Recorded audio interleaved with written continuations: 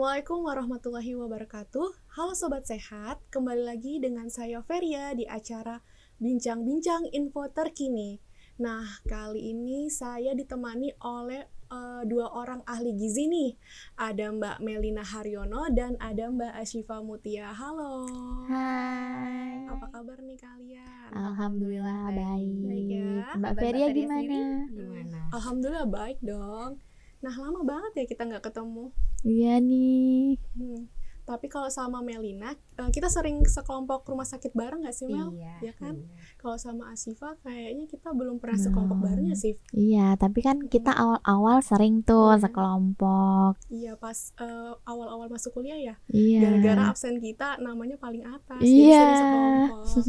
Nah, kali ini nih kita mau bahas tentang masalah penyakit tidak menular yang banyak terjadi pada lansia, khususnya di wilayah Puskesmas Tempel 1 dan Prambanan. Menurut kalian sendiri nih, dari sisi ahli gizi, hipertensi itu apa sih? Baik Mbak Feria, jadi penyakit hipertensi ini merupakan suatu penyakit yang dapat dideteksi dengan cara pengukuran tekanan darah. Dan menurut Kementerian Kesehatan, seseorang bisa dinyatakan mengalami hipertensi apabila dilakukan pemeriksaan dalam 2 kali selama 1 minggu, itu hasil tekanan darahnya itu lebih dari sama dengan 140/90 gitu Mbak. Oh gitu. Kemudian kalau misalnya ada penderita hipertensi nih, gejalanya itu apa aja? Oh, baik Mbak Feria, kalau untuk gejalanya sendiri itu umumnya yang sering timbul contohnya seperti sakit kepala, sering merasa gelisah, sering merasa capek, bahkan bisa menyebabkan nyeri dada dan sesak nafas. Nah, kemudian itu tadi untuk hipertensi dengan gejala. Nah, ini ada lagi nih Mbak, hipertensi dengan tanpa gejala atau sering biasa disebut juga dengan the silent killer atau pembunuh diam-diam. Serem kan ya Mbak? Serem banget. Jadi kalau untuk the silent killer atau hipertensi tanpa gejala ini itu ketika seseorang tidak menyadari kalau dia sudah terkena hipertensi karena tidak ada gejala itu tadi. Jadi mungkin tiba-tiba nanti drop badannya, kemudian dirawat di rumah sakit dan setelah dicek tensinya ternyata tinggi. Nah kan kita menyayangkan ya untuk itu. Jadi untuk teman-teman yang belum pernah dicek nih, boleh dicek secara dini untuk mengetahui tekanan darahnya itu tinggi atau tidak. Jadi kita bisa mencegah, atau yang sudah terkena hipertensi bisa mengendalikan tekanan darahnya itu seperti itu Mbak. Jadi jadi penderita hipertensi ini ada yang bergejala, tapi ada juga yang nggak bergejala ya. Iya Nah, Mbak. kalau penyebab hipertensi itu sendiri apa sih? Apakah bisa pola makan atau sebagainya? Baik Mbak, untuk faktor resiko terjadinya hipertensi ini kita bisa klasifikasikan menjadi 2 ya Mbak ya. Jadi ada faktor resiko yang bisa diubah, ada juga faktor resiko yang tidak dapat diubah. Untuk faktor resiko yang dapat diubah itu seperti merokok, kemudian konsumsi garam yang berlebihan, aktivitas fisik, kemudian juga obesitas, lalu juga bisa karena mengalami stres. Nah, kita harus hati-hati banget nih Mbak ya sama stres, karena tentunya stres ini memberikan dampak yang negatif bagi tubuh. Karena ketika tubuh kita mengalami stres secara berlebihan nih Mbak, kardiovaskuler di dalam tubuh itu akan meningkatkan pelepasan kortisol yang dapat mendorong kita untuk melakukan perilaku hidup yang tidak sehat. Sehingga kita dianjurkan ya untuk memiliki manajemen stres yang baik gitu Mbak. Lalu untuk faktor resiko yang tidak dapat diubah itu ada seperti umur ya Mbak, kemudian jenis kelamin, lalu genetik atau faktor keturunan gitu Mbak. Oh gitu, jadi banyak sekali ya faktor-faktor resiko pada penderita hipertensi ini. Nah, kalau sebagai kalian nih sebagai ahli gizi, cara mengatur dietnya itu gimana sih? Oh, baik. Untuk cara mengatur diet untuk hipertensi ini yang kebanyakan orang tahu itu dietnya seperti diet rendah garam ya Mbak ya. Nah ini ada lagi nih Mbak, diet untuk hipertensi juga yang mungkin belum familiar oleh masyarakat, namanya itu DASH diet. DASH diet, bisa dijelasin nggak sih DASH diet itu apa? Karena saya ini kayaknya baru pertama kali dengar tuh tentang diet DAS. Oh, boleh banget Mbak. Hmm. Nah, jadi DAS diet ini singkatannya dulu ya Mbak ya.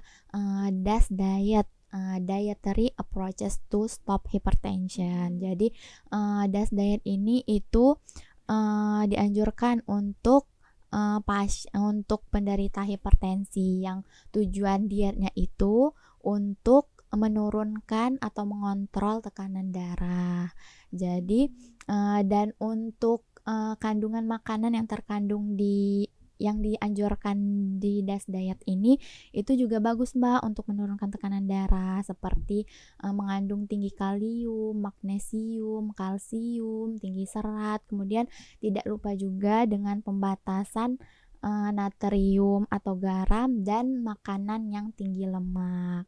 Nah, selain untuk hipertensi, DAS diet ini itu juga bisa nih Mbak diterapkan untuk orang yang ingin menurunkan berat badannya apabila berat badannya berlebih, atau bisa juga diterapkan untuk orang yang kadar lemak dalam darahnya atau kolesterolnya itu tinggi. Itu juga bagus sih Mbak. Oh gitu. Jadi DAS diet ini selain bukan untuk penderita hipertensi saja, tapi juga bisa untuk penderita kolesterol gitu ya Mbak. Iya betul Nah, Mbak. kalau prinsip dari diet DAS sendiri itu apa aja Mbak? Baik Mbak, untuk prinsip dari diet DAS atau dietary approaches to stop hypertension ini, yang pertama itu adalah kita harus mengkonsumsi asupan energi, kemudian protein, lemak, dan juga karbohidrat ini sesuai dengan kebutuhan masing-masing ya Mbak ya. Nah, untuk mengetahui berapa sih kebutuhan gizi kita itu bisa melihat di AKG Mbak, atau angka kecukupan gizi ya. Jadi di sana itu ada tabel yang sudah diklasifikasikan berdasarkan umur dan juga jenis kelamin. Jadi kalau misalnya mau tahu berapa sih kebutuhan wanita dengan usia sekian, itu udah ada Mbak di situ gitu. Oh gitu. Kemudian ya Mbak, untuk prinsip yang kedua, kita harus dianjurkan untuk membatasi konsumsi garam. Jadi dalam sehari itu dianjurkan konsumsi garamnya itu sekitar 1 sendok teh. Kemudian yang ketiga, prinsipnya itu adalah dianjurkan untuk membatasi konsumsi gula. Nah, gula atau pemanis buatan juga ya. Untuk konsumsi gula dalam sehari ini kita bisa sekitar 4 sendok makan.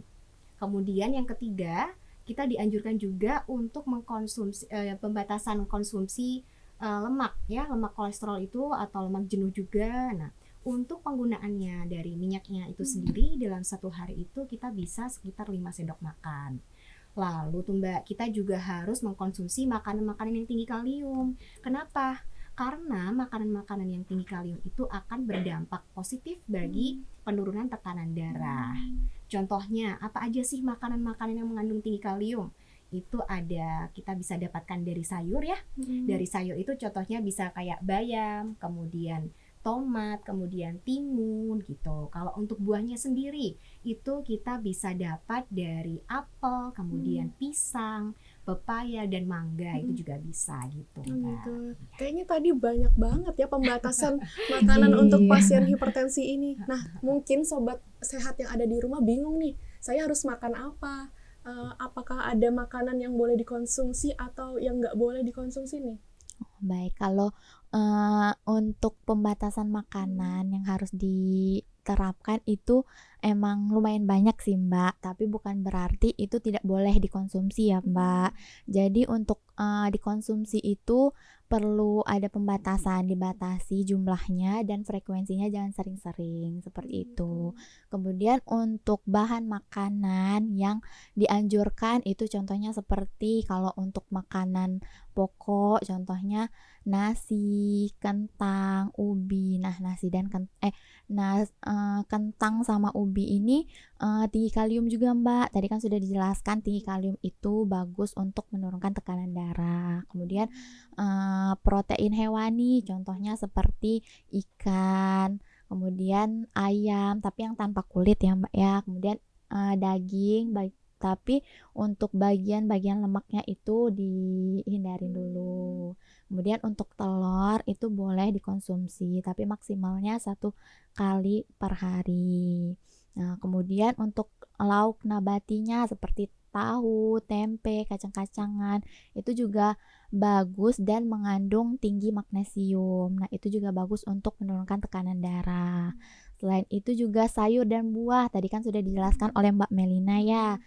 Sayur dan buah contoh-contohnya yang bagus untuk hipertensi. Nah, selain itu juga kalau misalnya kalian ada yang mau mengkonsumsi susu, itu disarankan untuk susunya susu low fat atau rendah lemak. Selain itu juga itu tadi bahan makanan yang dianjurkan. Nah, ini ada bahan makanan yang tidak dianjurkan atau dibatasi. Contohnya seperti makanan kemasan, snack-snack, kemudian biskuit, kemudian seperti sayuran atau buah-buahan yang kaleng. Jadi untuk mengkonsumsi buah-buahan itu lebih baik buah-buah yang segar. Kemudian selain itu juga saus, kecap, dan bumbu-bumbu instan itu perlu dibatasi sih Mbak gitu. Gitu. Misalnya nih ya, biasanya pasien hipertensi ini penyakitnya nggak hipertensi aja nih Mbak. Kadang ada yang juga diabetes, ada juga hipertensi tapi dia punya asam urat. Itu konsumsi makanannya gimana Mbak? Baik Mbak, untuk penderita yang ada hipertensinya kompleks ya Mbak ya. Iya. Tadi ada hipertensi, kemudian ada gulanya juga, ada asam uratnya juga gitu ya. Nah, itu diet seperti apa sih yang cocok? Nah, kita itu harus tetap memperhatikan penyakit penyertanya Mbak. Nah, jadi tidak hanya berfokus pada hipertensi saja. Jadi untuk hipertensi ya, tadi kita melakukan pembatasan garam ya. Kemudian untuk diabetes atau gula itu kita juga harus membatasi gulanya juga, asupan gulanya per harinya itu juga. Kemudian untuk asam urat itu kita harus membatasi makanan-makanan yang tinggi purin. Nah, contohnya makanan yang tinggi purin itu apa aja? Makanan yang tinggi purin itu ada di makanan seperti jeroan, kemudian seafood itu juga Mbak, padahal enak banget ya Mbak ya. Iya, tapi ternyata ada bahaya yang mengintai di balik makanan-makanan yang enak itu tadi ya. Kemudian kita juga dianjurkan untuk membatasi makanan seperti bayam gitu ya, kemudian kacang-kacangan gitu, melinjo juga gitu sih Mbak. Jadi intinya kita tidak boleh hanya berfokus pada penyakit hipertensi saja, tetapi harus memperhatikan penyakit-penyakit penyertanya. Gitu. Nah, kalau diet DAS sendiri ini kan Mbak banyak sekali membatasi penggunaan garam. Sedangkan garam itu sangat penting sekali untuk tubuh kita. Itu tips-tipsnya gimana Mbak? Baik Mbak Feria. Nah, jadi kan garam itu emang enak ya Mbak ya untuk makanan, rasanya iya gurih ya. Jadi untuk penggunaan garam itu kan kalau untuk penderita hipertensi itu dibatasi penggunaan garamnya. Jadi ngerasa makanan itu terasa tawar atau hambar, jadi nggak semangat untuk makan ya. Nah, jadi untuk tipsnya ini boleh untuk penggunaan masakannya itu bisa ditambahkan lagi rempah-rempah.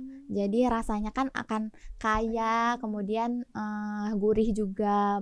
Contohnya rempah-rempahnya seperti bawang putih, kemudian gula, selanjutnya juga kunyit, asam, itu juga bisa digunakan biar menambah rasa gitu. Berarti banyakin rempah-rempah ya Mbak. Iya.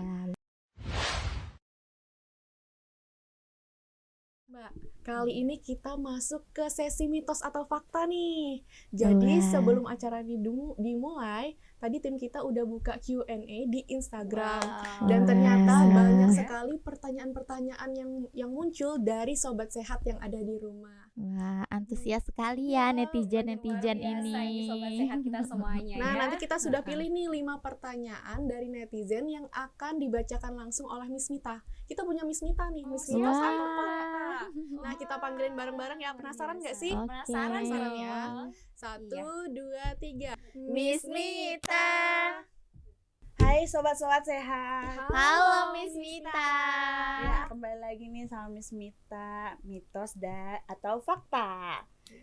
Jadi hari ini udah dikumpulin nih dari netizen pertanyaan mengenai mitos atau fakta hipertensi. Nah, ada 5 nih pertanyaannya nih guys. Jadi sorry nih Miss, ngomong-ngomong Miss Mita udah bawa stick-stick apa tuh Miss? iya, ini stick-stick untuk mitos faktanya. Jadi nanti Miss Mita bacain 5 pertanyaan. Dari 5 pertanyaan itu nanti dijawabnya mitos atau fakta. Diangkat ya sticknya ya. Wah, menarik Oke. sekali ya. Silakan diambil ya. Seru-seru. Boleh. Oke, kita mulai Mitos aja ya atau dari fakta? pertanyaan pertama nih dari Mamang Slemania. Katanya, saya sering dengar kalau daging kambing itu bisa meningkatkan tekanan darah. Itu mitos apa fakta sih? Jawabannya adalah Mitos. Ya, ini pertanyaan yang sangat menarik sekali ya. Terima kasih kepada Mamang Slemania yang sudah bertanya. Jadi nih Mbak Miss ya semuanya, masih terdengar santer ya isu-isu mengenai ini ya hipertensi ini. Boleh nggak sih kalau misalnya penderita hipertensi ini makan sate kambing gitu ya? Nah, ternyata faktanya bagi penderita hipertensi ini masih boleh mengkonsumsi daging merah atau tadi katanya Mamang Slemania itu sate kambing ya. Tapi dengan catatan harus dibatasi. Kemudian daging kambingnya itu harus daging yang fresh, bukan daging yang olahan. Kalau misalnya daging olahan itu kan tinggi akan natrium. Kemudian yang masih salah persepsi, kasihan ya tadi sate kambingnya itu disalahin ya. Padahal sebenarnya itu yang menurut penelitian yang meningkatkan tekanan darah secara signifikan itu berasal dari kecapnya. Kalau sate kambing Berarti tadi dari ya. bumbu-bumbunya itu ya? Iya, dari bumbunya juga, kemudian cara pengolahannya juga gitu. Jadi yang meningkatkan tekanan darah secara signifikan itu kan adalah kecap ya, karena kecap itu mengandung tinggi natrium gitu. Oke, seperti itu ya Mamang Slemania. Untuk pertanyaan kedua nih Mbak, ada dari sebut saja Mawar. Apa benar seledri bisa menurunkan tekanan darah? Itu mitos atau fakta sih? Nah, 1, 2, dua, 3. Fakta. Baik, untuk Mbak atau Mas sebut saja Mawar, bagus pertanyaannya. Untuk seledri tadi ya, bagus untuk hipertensi. Iya betul, karena seledri ini tuh mengandung tinggi kalium. Nah, kalium inilah yang menjadi tekanan darahnya itu menjadi menurun. Nah, selain kandungan kalium, di seledri ini juga mengandung antigenin namanya. Nah, jadi itu fungsinya untuk mencegah terjadinya penyempitan pembuluh darah. Seperti itu, Mbak. Ternyata nggak perlu mahal-mahal ya kita beli obat Iya. gitu. Ternyata seledri juga bisa menurunkan tekanan darah. Iya, menarik, betul, menarik ya. Mbak. Untuk pertanyaan ketiga nih, ada dari Rizky Halal. Mitos atau fakta, penderita hipertensi dilarang konsumsi minuman isotonik? Jawabannya adalah Fakta. iya, jadi ternyata ya minuman isotonik yang diklaim dapat mempertahankan keseimbangan elektrolit dalam tubuh itu ternyata patut kita waspadai ya. Karena minuman isotonik yang beredar di pasaran itu mengandung tinggi natrium. Selain itu juga mengandung tinggi gula. Jadi bagi penderita hipertensi dianjurkan untuk menghindari dulu ya minuman-minuman seperti ini. Iya, agar tekanan darahnya itu tidak melonjak banget gitu. Baik, itu ya untuk Rizky Halal, itu fakta. Jadi untuk yang pertanyaan keempat nih dari penurun berat badan. Apakah penderita hipertensi tidak boleh mengkonsumsi makanan bersantan? Itu mitos apa fakta? Jawabannya adalah mitos. Iya, baik. Terima kasih pertanyaannya untuk penurun berat badan. Jadi, santan itu sebenarnya boleh aja digunakan. Tapi untuk penggunaannya itu disarankan santannya itu santan cair. Jadi kan kalau kental-kental kan mengandung tinggi lemak jenuh dan kolesterol. Jadi itu bisa menyebabkan meningkatkan tekanan darahnya jadi tinggi.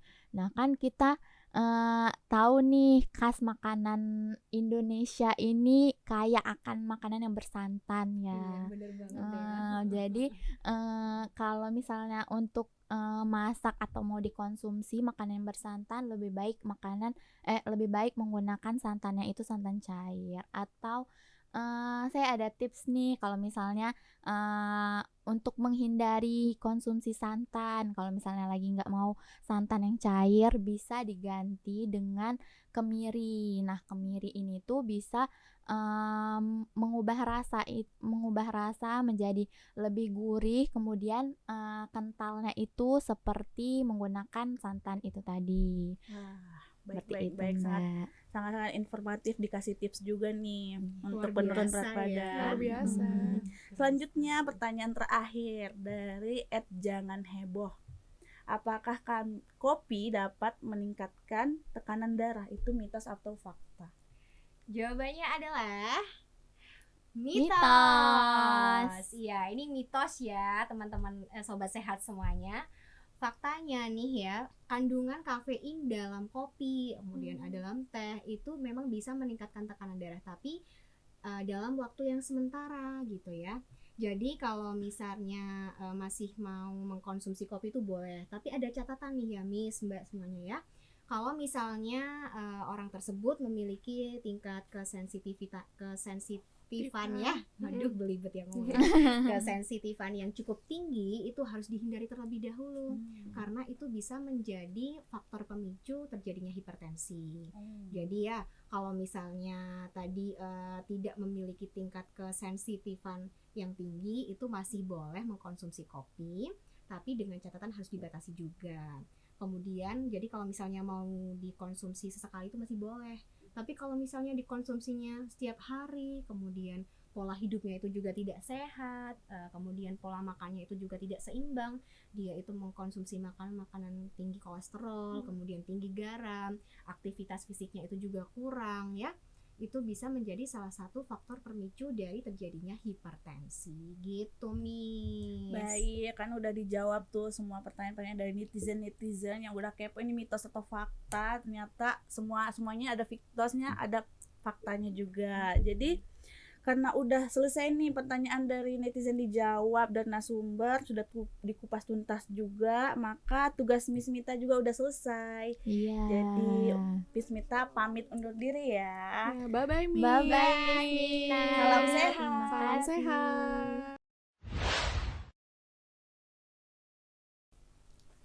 Nah, Mbak, jadi dari kalian itu apakah ada pesan-pesan nih buat sobat sehat yang ada di rumah?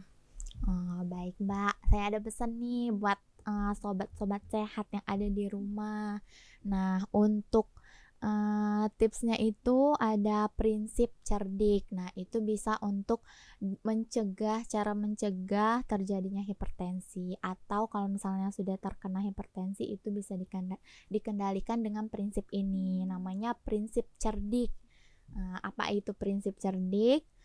C itu cek kesehatan secara berkala, E itu enyahkan asap rokok, R itu rajin beraktivitas fisik, D itu diet gizi seimbang, I itu istirahat yang cukup, dan K itu kelola stres. Jadi untuk sobat-sobat sehat di rumah, untuk bisa mencegah terjadinya hipertensi atau yang sudah terkena hipertensi bisa dikendalikan atau dicegah dengan prinsip cerdik ini. Seperti itu, Mbak. Makasih ya Mbak Siva. Hai. Kalau dari Mbak Melina, apakah ada pesan-pesan nih Mbak? Ada dong Mbak. Tentunya untuk sobat-sobat sehat semuanya, jangan lupa untuk jaga kesehatan ya. Kemudian juga jaga pola makan dan tetap lakukan prinsip cerdik yang sudah Mbak Asifa tadi jelaskan. Karena nih Mbak ya, penyakit hipertensi itu sekarang tidak hanya menyerang pada lansia Mbak, tetapi anak-anak muda sekarang itu juga udah banyak ya yang terkena hipertensi. Jadi bagi kalian bisa menerapkan diet DAS tadi ya, Dietary Approaches to Stop Hypertension. Buat kalian yang mau mencegah atau mengendalikan tekanan darah ini bisa melakukan diet itu. Kemudian ya Mbak, mungkin awal-awalnya bagi teman-teman sobat sehat semuanya yang masih ada kesulitan dalam menerapkan diet ini, yang dulunya mungkin sering mengkonsumsi junk food, kemudian makan makanan tinggi kolesterol, itu frekuensinya bisa diturunkan sedikit demi sedikit gitu. Makasih ya Mbak. Iya. Jadi seseorang yang bisa dinyatakan hipertensi ini jika sudah 2 kali dalam seminggu melakukan cek tekanan darah dan hasilnya itu di atas 140/90 ya Mbak. Betul Ya. banget. Kemudian untuk dietnya sendiri itu ada diet DAS, di mana diet DAS ini memprioritaskan untuk makanan tinggi protein, tinggi serat, kalium, magnesium, dan kalsium. Contohnya itu bisa seperti sayur, buah, kacang-kacangan, biji-bijian, atau juga produk rendah lemak. Nah, diet DAS ini sendiri juga membatasi penggunaan gula, lemak, kemudian juga pembatasan garam pastinya. Nah, nggak kerasa nih Mbak, akhirnya kita sudah ada di penghujung acara nih. Iya. Sobat Sehat, banyak sekali kan informasi-informasi yang bisa kita terima nih dari Mbak Melina dan Mbak Ashifa. Semoga informasi-informasi tadi bisa berguna pastinya untuk diri kita sendiri, keluarga, dan teman-teman. Nah, saya Feria, pamit undur diri, sampai jumpa di acara Bincang-Bincang Info Terkini episode selanjutnya. Wassalamualaikum warahmatullahi wabarakatuh.